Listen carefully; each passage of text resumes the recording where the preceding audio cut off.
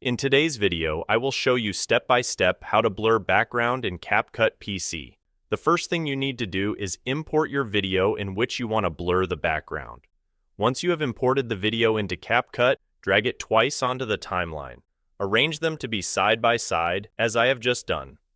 After that, you need to select the first video by left-clicking on it, then click on the Video tab in the upper right corner, and then click on Cutout.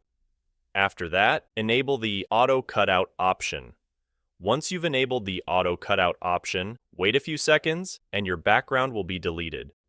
After that, go to the second video, click on it to select it, and then click on Effects in the upper left corner.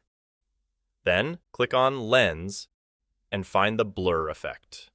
Once you've found the blur effect, drag it onto the selected video and adjust the blur strength with this option here.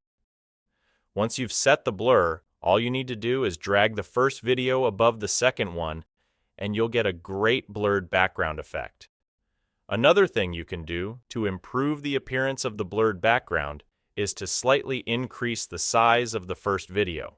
You can do this by clicking on the Video section, then go to Basic, and set the scale to 101 or 102%. Here's what the final result looks like.